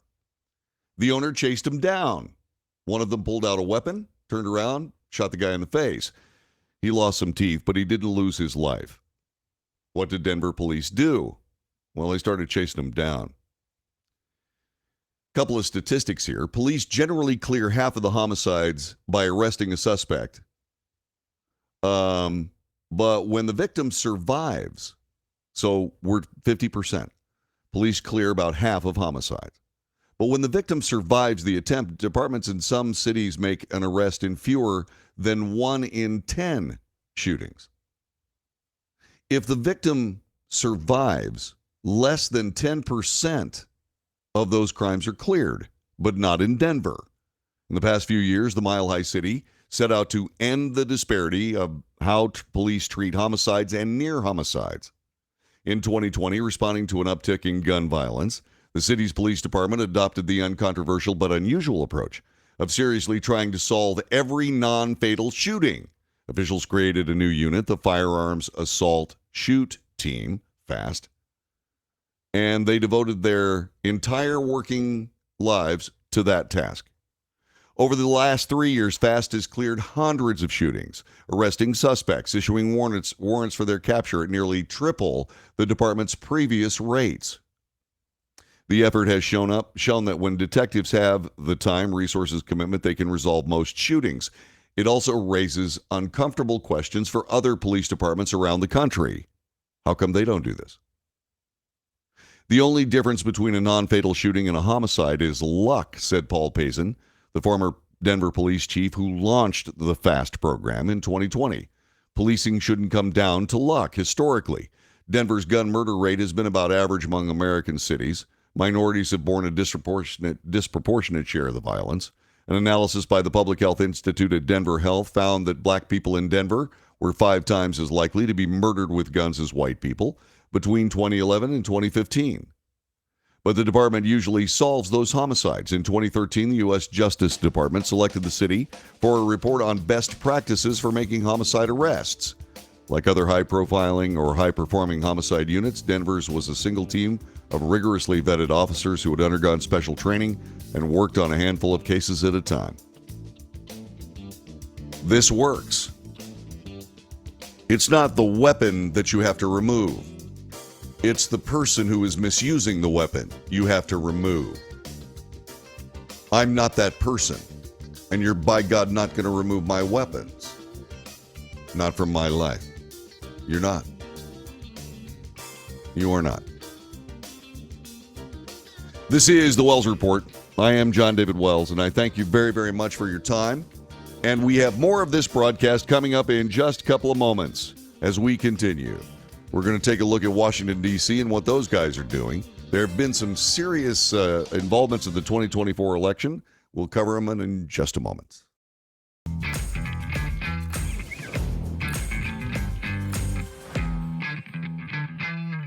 nobody wants to get ripped off, broken into, or robbed, but nobody wants to pay a lot of money to have their home protected either. I've got an offer to tell you about to provide home security for your home for less than $1 a day. For real, with no installation or equipment charges. And this is from a company rated #1 by a leading consumer research company. According to the facts, most of you won't even call unless there's a burglary in your neighborhood or something bad happened. So let's give you a reason. Save money. For less than $1 a day with no other costs, you can get your home secured. Plus, get a lifetime equipment replacement warranty. You need protection for your home. Call the Home Security Hotline right now. Get your home secured for less than $1 a day, and every caller today immediately qualifies for free installation. Call now.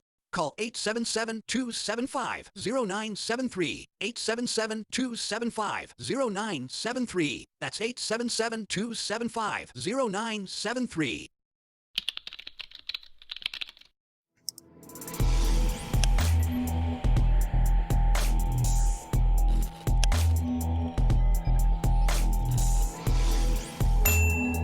If you're living with diabetes and using insulin, you know the pain of pricking your fingers over and over again. By wearing a small device called a continuous glucose monitor, or CGM, you can reduce the pain of pricking your fingers right away. If you use insulin daily, you might be eligible to get your own continuous glucose monitor. So call the US Med Diabetic Health Hotline today and learn about the latest CGM technology. Not only can a CGM immediately reduce pain, it's accurate, easy to use, and helps you make better diabetes treatment decisions. And if you have Medicare or private insurance, you can see if you qualify for a CGM at little or no out-of-pocket cost. We'll also provide free shipping of your new CGM, and we'll bill your insurance company for you. If you use insulin daily, you might be eligible to get your own continuous glucose monitor. So call the US Med Diabetic Health Hotline to see if you qualify for a CGM at little to no out-of-pocket cost. How would you like to get high-speed internet for your home for less than $2 a day? That's right, for about $50 a month, you'll get lightning fast internet. Are you paying less than $50 a month right now for your internet? Then call Whole Home Connect right now for blazing fast internet at $50 a month with no price increases, no hidden fees, no contracts, no equipment fees. It's a great deal. And guess what? You can try it for 15 days. If you don't like it, you get your money back, but you're gonna love it, and you're gonna love the price. Internet for your home for $50 a month. That's less than $2 a day. Plus, no contracts, no equipment fees, and our 15-day guarantee. Call now. Call 866-245-6155. That's 866-245-6155. Again, 866-245-6155. 866-245-6155.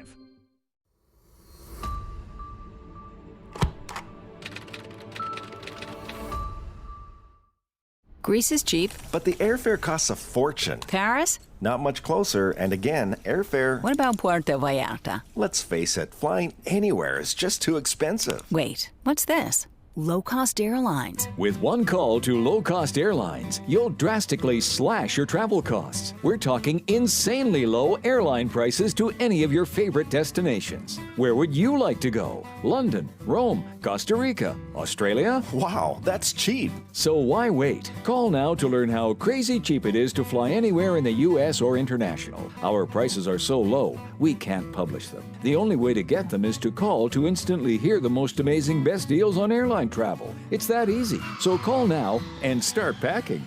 Call 877-512-3895. That's 877-512-3895. 877-512-3895.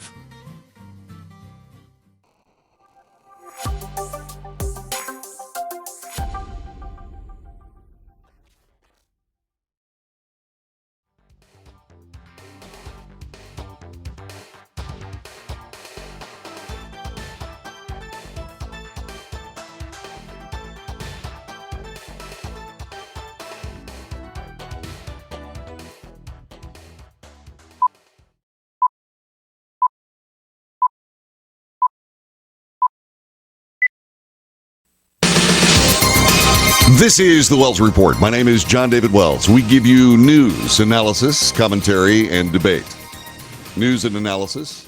We analyze the news for fact and bias. We point out both. In other words, what we do is honestly and truthfully report the news and analyze it for those people that are trying to twist the news into something else. In short, we depropagandize the mainstream media news. The United Auto Workers and General Motors have agreed to a deal that, if made final, will end the strike against America's automakers. The pending deal comes days after similar deals with Ford and Stellantis were already done. By the way, we're talking about General Motors. General Motors has finally decided to agree to a 4.5-year deal that still has to be ratified by union members at each of the automakers. It probably will be. And so that strike that has cost so many people so much money is, it looks like it's coming to an end. Right over there is a GM assembly plant in Arlington, Texas. People walked off the job last week. And right about there, because in that factory, they make Tahoes and Suburbans. And right there is my Tahoe. So chances are, essentially my Tahoe came back home. And it's sitting right there right now in the driveway. So it touches all of our lives and the downstream industries, etc. I have great friends who work in the powder coating industry. And the powder coating industry relies on income from automakers that need these parts powder coated. And I'm telling you, it's this is a very costly thing. But good news. Looks like it's solved now, so there you have it.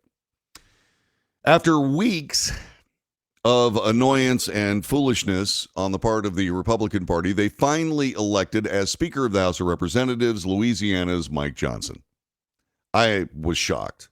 And the reason I was shocked was because I sat here in this room on this very microphone, and I said, Mike Johnson would be perfect, but the Republican Party is too stupid to elect him. Well, shut my mouth. They actually elected him. And so far, he's done really, really well. He's had to equivocate a little bit. This is the first equivocation I've seen from Mike Johnson.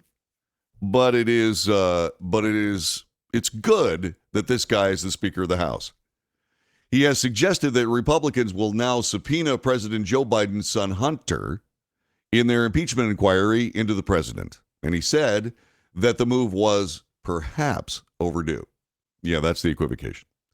Desperate times call for desperate measures, and that perhaps is overdue. I don't think it's desperate that you call Hunter Biden to the stand or that you're desperate to impeach the president of the United States. That should be the very last thing you want to do.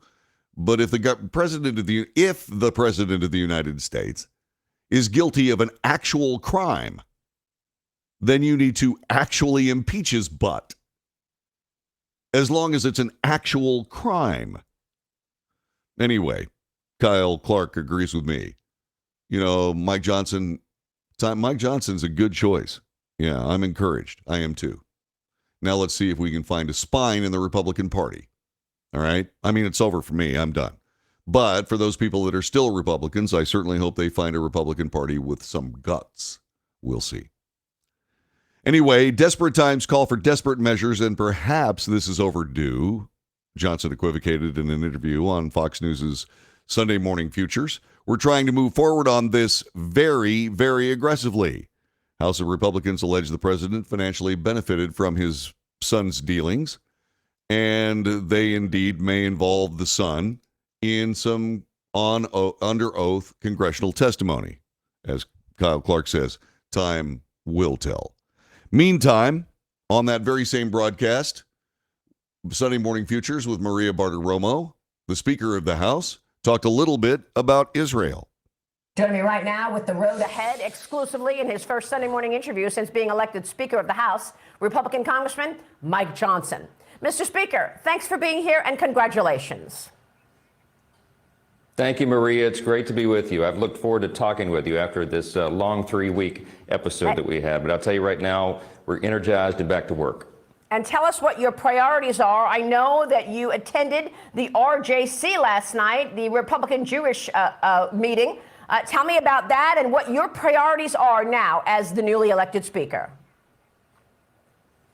Yeah, that was very important, more than symbolism. As soon as I took the gavel, our work began, and we passed the resolution, as you noted, in strong support of our strong ally and great friend Israel. We had to do that. And then I flew last night to Las Vegas and spoke to the Republican Jewish Coalition, as you noted, to send a further signal that this isn't a priority for our country, and we cannot allow the brutality and the just unspeakable evil that is happening against Israel right now to continue. We're going to stand with our friends.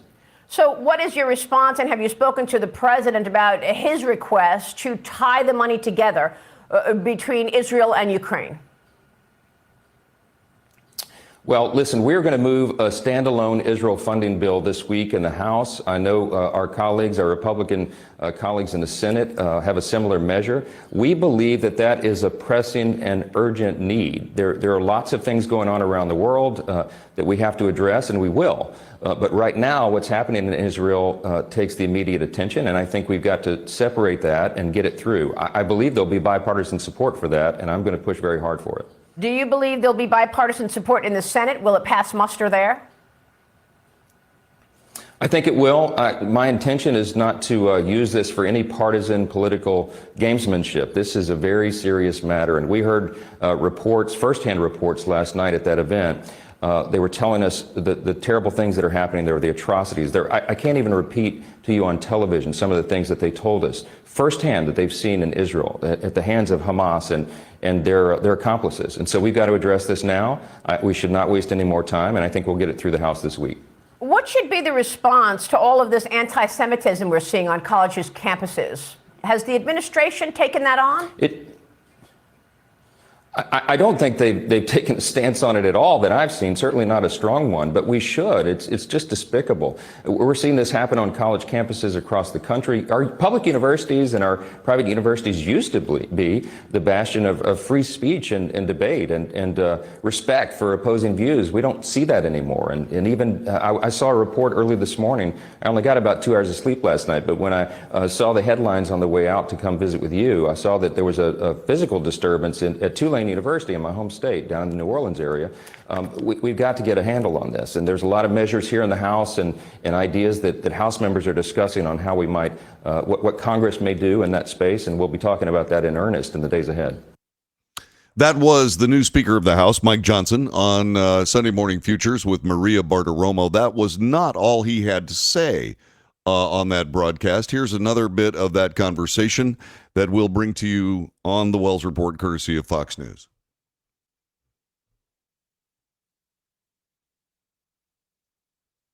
Speaker Johnson, where are you in terms of funding the government? I know you're getting back to regular order. The Republicans have lost 3 weeks in their efforts in terms of funding government up against this November 17th deadline. Are you expecting to pass a short-term continuing resolution?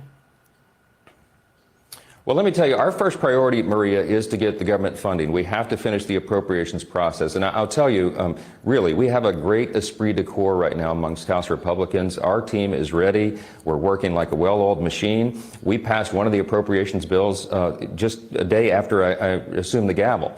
That was the energy and water bill. We have 3 more teed up for this next week. We're moving them as quickly as possible and trying to meet that deadline. If indeed we come to November 17th and we're unable to finish that because it's detailed work and it takes some time, we'll look at another stopgap measure. But I think everyone will be on board with that because they understand we're really doing this work. If we run out of time on the calendar, we may need just a little more to complete it. So the details of that will come together. But I tell you what, I'm very optimistic. I think we're getting our job done, and we're encouraging the Senate to do theirs as well. They've not passed an appropriations bill yet. Looks like they're doing some of that work now. We welcome that, and we're ready to get to the table and negotiate the final terms of all of it.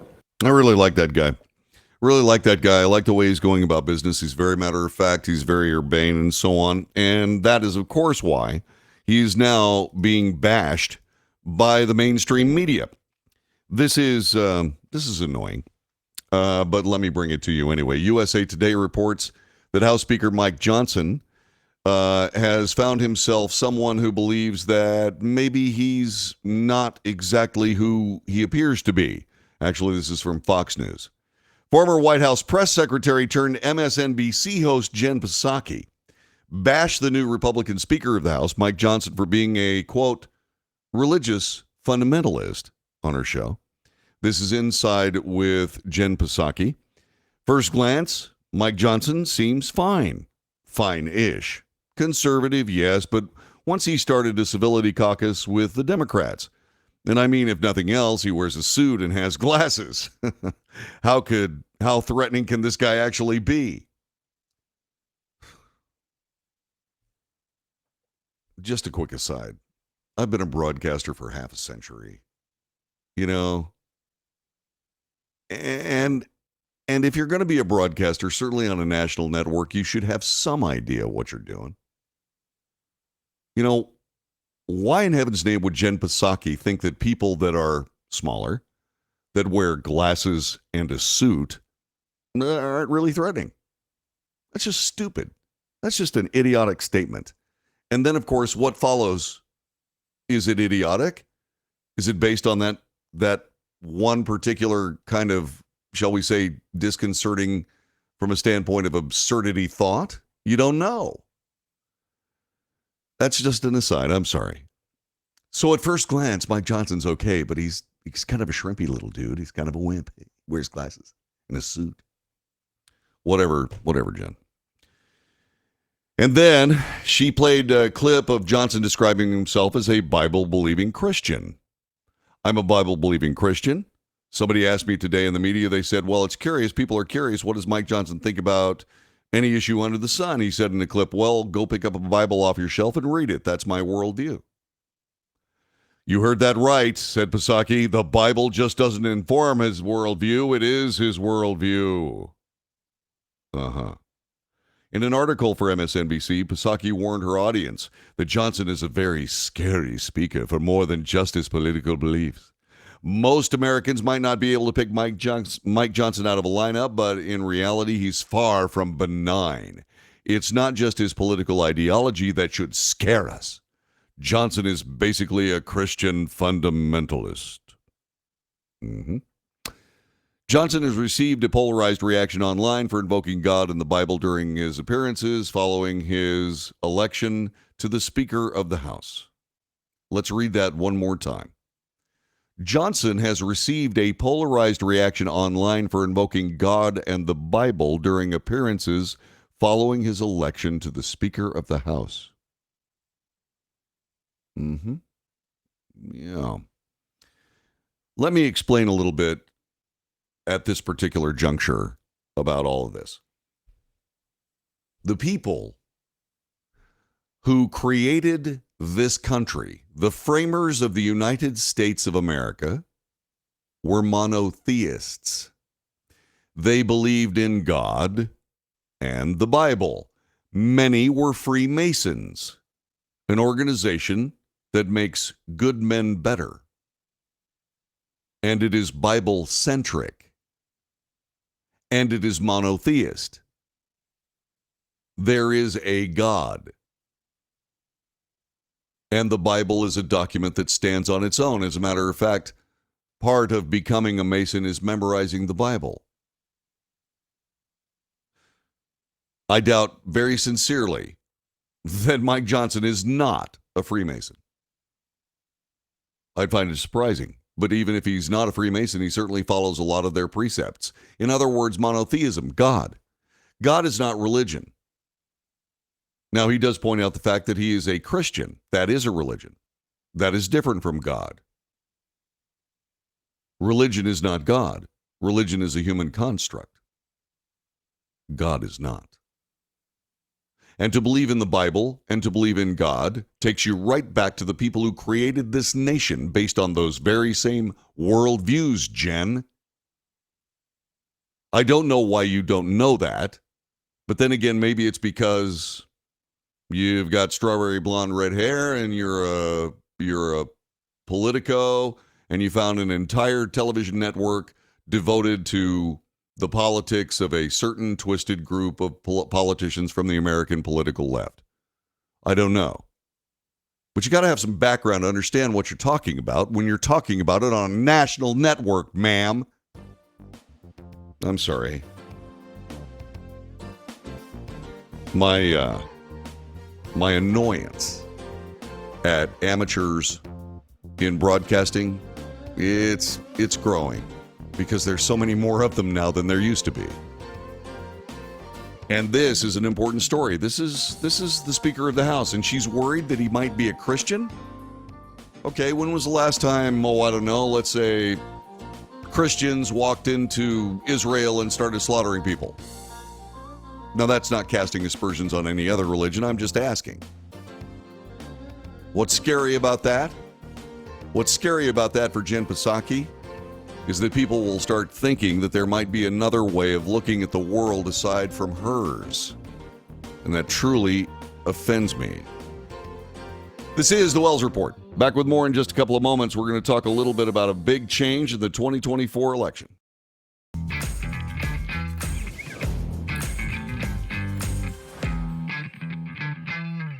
Greece is cheap. But the airfare costs a fortune. Paris? Not much closer, and again, airfare... What about Puerto Vallarta? Let's face it, flying anywhere is just too expensive. Wait, what's this? Low-cost airlines. With one call to low-cost airlines, you'll drastically slash your travel costs. We're talking insanely low airline prices to any of your favorite destinations. Where would you like to go? London, Rome, Costa Rica, Australia? Wow, that's cheap. So why wait? Call now to learn how crazy cheap it is to fly anywhere in the U.S. or international. Our prices are so low, we can't publish them. The only way to get them is to call to instantly hear the most amazing best deals on airline travel. It's that easy. So call now and start packing. Call 877-512-3895. That's 877-512-3895. 877-512-3895.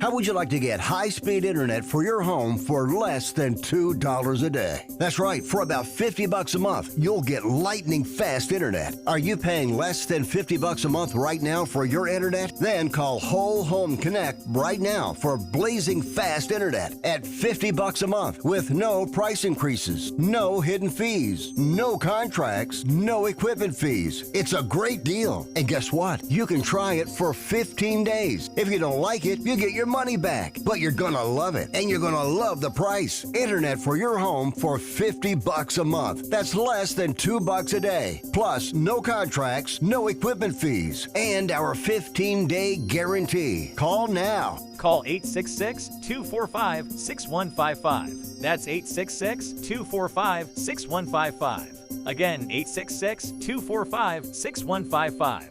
866-245-6155.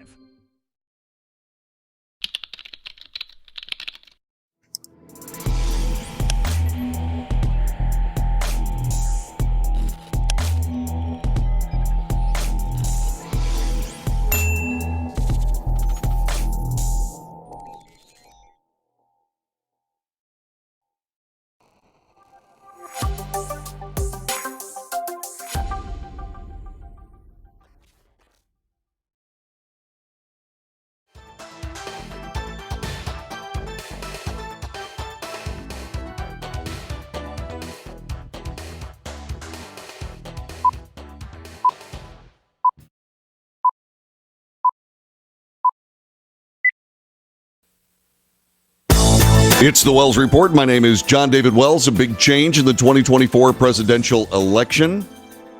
One of the best-known candidates has called it quits. Last June, I announced my intention to seek the Republican nomination for President of the United States because I believe this country is in a lot of trouble. I was raised to believe that to whom much is given, much will be required. And with everything our country is facing, I just couldn't sit this one out. But the Bible tells us that there's a time for every purpose under heaven. And traveling across the country over the past 6 months, I came here to say it's become clear to me this is not my time. So after much prayer and deliberation, I have decided to suspend every purpose under heaven. Traveling across the country over the past 6 months, I came here to say it's become clear to me this is not my time.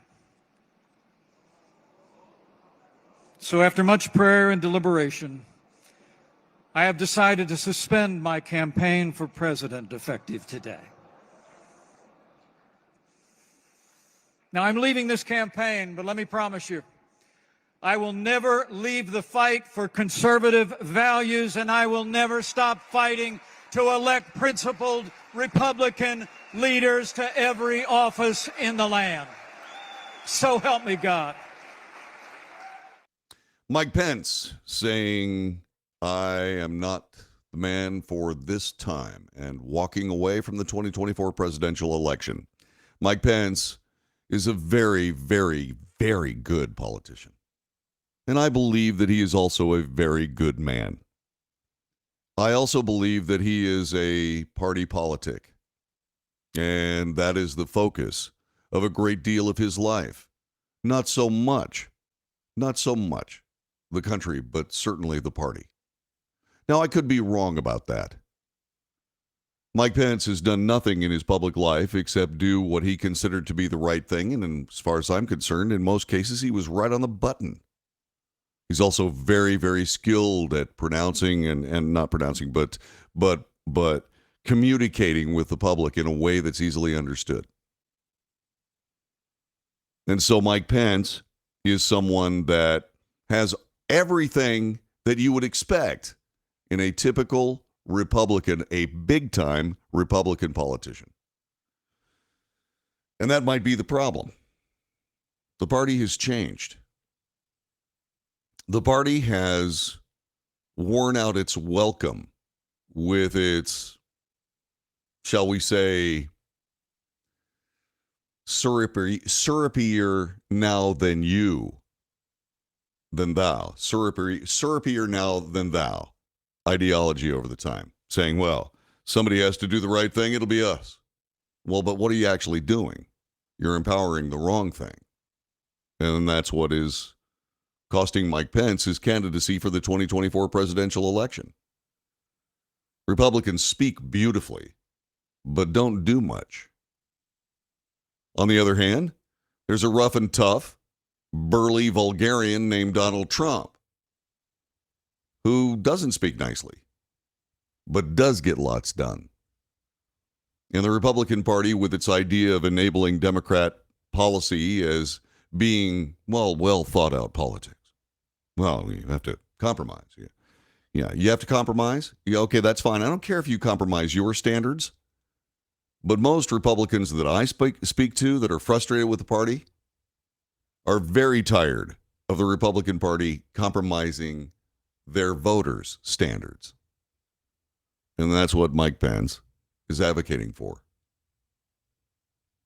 And Mike Pence realized, and I think this is true, this is my assertion. I believe that Mike Pence realized that things are moving away from his style of Republican politics. Oh, make no mistake, he's going to continue fighting for them, but he's going to be judicious, as he always has been. And he's going to realize that there are some things that have to happen if the Republican Party is even going to survive. I suspect that's the case with Mike Pence, but he could be just like Paul Ryan. Paul Ryan, who is a Democrat. Mitch McConnell, who is a Democrat. All those guys that call themselves Republicans and call themselves stalwarts of the conservative ideal, they're most certainly not. They're just politicians. But we don't need politicians. We truly do need to be better stewards of this nation.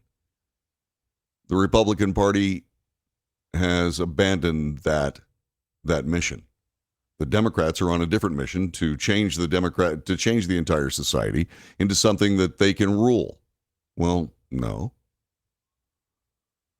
What is needed is somebody, a group of people willing to counterbalance the Democrat urge toward totalitarianism in this nation. And this Republican Party isn't up to it. And yes, Mike Pence is a part of that Republican Party, not up to that mission. And so, like so many times in the past, Mike Pence has done the right thing. He's made the right decision. Now, let's see if he abandons the good of the nation for the sake of his own personal animosity like Mitt Romney has. Let's see if he actually does work for the betterment of the country or just as a way to cathartically get rid of his bitterness. This is The Wells Report. The executive producer of this broadcast is Dirk Steele. The publicist and associate producer is Jube Dankworth. I'm John David Wells. See you again tomorrow. And just like that, we're going. There you go. Let's see. Deeper Meaning says Christians went around slaughtering people in the Crusades for the same reason, by the way. The same reason that it's being done now. You know, the Muslims came to Europe, not the other way around. The Europe went back to the Middle East because the Middle East went to Europe. You do realize that, don't you? Deeper Meanings. Same situation, just different age. So keep that in mind, okay, buddy? Let's see. Yeah, exactly. The Crusades were a counteroffensive. That's right, Deep. You need to read your history, buddy. Let's see what else is going on. Okay, that's all we got. I got a bunch of stuff I got to get done. God bless you and all like you. Not lots of those people, but thank you very much for being a part of this broadcast, and I'll see you again tomorrow.